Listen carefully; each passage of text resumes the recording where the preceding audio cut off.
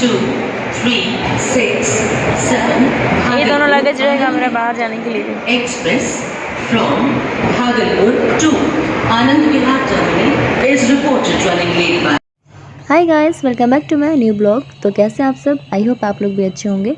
तो एक बार फिर से आपका बहुत बहुत स्वागत है मेरे इस नए वीडियो में, नए ब्लॉग में।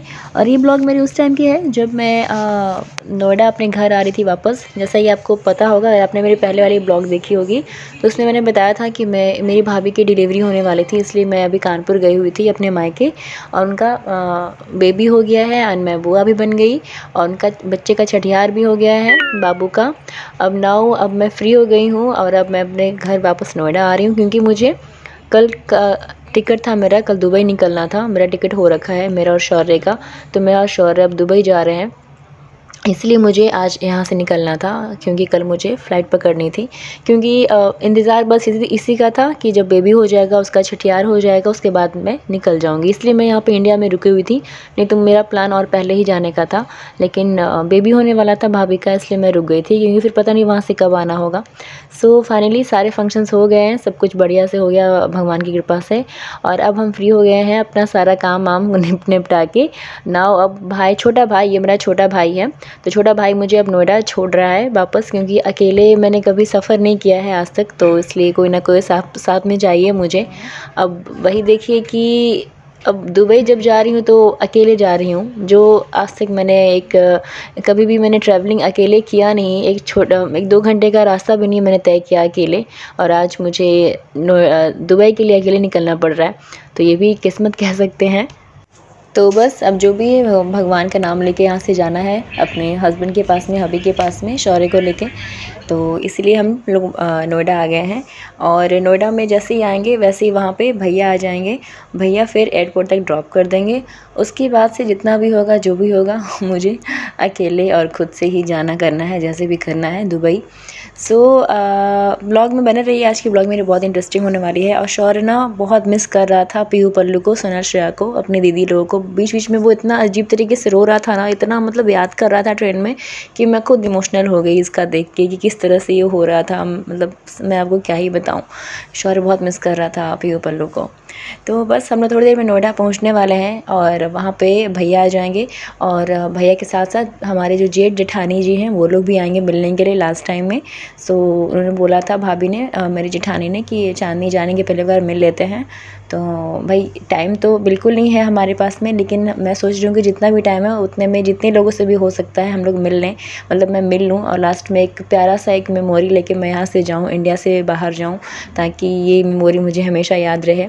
और शौर्य बड़े आराम से अपने मामा की गोदी में सो गया था। वो मेरे गोदी में नहीं सोया, लेकिन इसके गोदी में बड़े अच्छे से सो गया था।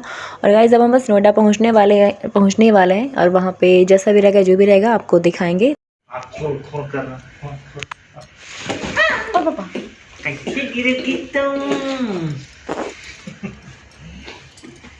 और गाइज़ यहाँ पे हम लोग आ गए थे, घर पहुँच गए थे नोएडा में।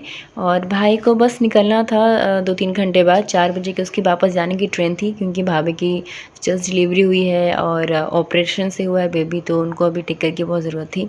तो भाई ज़्यादा देर मेरे पास नहीं रुक पाया, तो बस उसको 4 बजे की ट्रेन थी और वो निकलेगा थोड़ी देर में। और इसके जाने के बाद में फिर शाम तक भैया आ जाएंगे। भैया भी आएंगे, साथ में मेरे जो जेठ जेठानी है, भैया भाभी हैं, वो लोग भी आएंगे। तो बस वीडियो में बने रहिए और ब्लॉग पूरा देखिए। टूट जाएगा।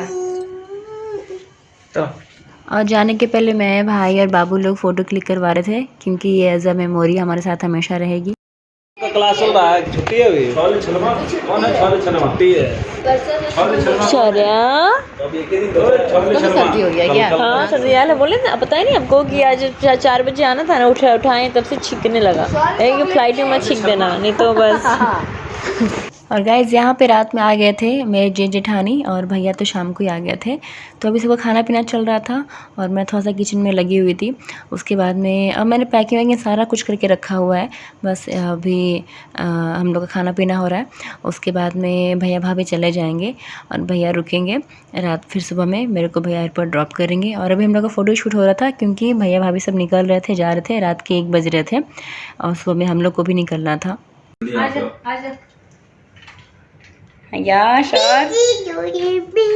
और गाइस भैया भाभी जो मेरे जेठ जेठानी जी हैं वो लोग चले गए थे। और उसके बाद में भैया हमारी जो स्कूटी थी ना, ये हमारी नई स्कूटी है, हम लोगों ने कुछ टाइम पहले ही इसको बाय किया था, ख़रीदा था और कुछ महीने बाद ही इनको दुबई जाना हो गया, निकलना पड़ गया। तो ये हमारा स्कूटी ऐसे ही पड़ा हुआ था, एकदम धूल से पूरा एकदम दिख नहीं रहा था ये। तो भैया इसको फ्लैट में ऊपर लेके आए लिफ्ट के थ्रू और इसको भैया ने पूरा सफाई किया, उसको पूरा धुलाई किया। मतलब जो इतनी गंदी लग रही थी, दिख नहीं रही थी कि कौन से कलर की है, वो भैया ने पूरा एकदम चमका दिया, एकदम नया जैसा बना दिया। देखिए वो स्कूटी है, बाप रे एकदम कबाड़ा लग रहा था और अब लग रहा है कि एकदम आप किसी को बेच सकते हैं उसी रेट में। और यहाँ पे मैंने अपना सारा सामान रख लिया सुबह के लिए, अपना सैंडल, शौर्य का शूज़ एंड सारा सामान मैंने पूरा पैक कर लिया है। बस सुबह में उठना है, रेडी होना है, नहाना धोना और निकल जाना है। तो मेरे पास बस यही 3 बैग थे और यही 3 बैग लेके मुझे जाना है एयरपोर्ट, ज़्यादा सामान नहीं है। और गाइज़ अभी सुबह का टाइम हो गया था और स्कूटी वगैरह अच्छे से ढक दिया था भैया ने और मैं भी रेडी हो गई थी। एक बार मैं लास्ट में घर का एक वीडियो बना रही थी ताकि मैं बाहर जाऊं तो कभी कभी मन करे तो मैं देख लूं, याद कर लूं, और साथ ही साथ इसी बहाने मेरा ब्लॉग भी बन रहा था। तो वही सब रेडी हो गए थे, शौर्य भी रेडी हो गया था एंड मेरा से जितना हो पाया मैंने कवर करने का, ढकने का सारा कुछ बहुत कोशिश किया है। और गैस वगैरह भी मैंने ढक दिया है टावल से एंड स्कूटी भी ढक गई है।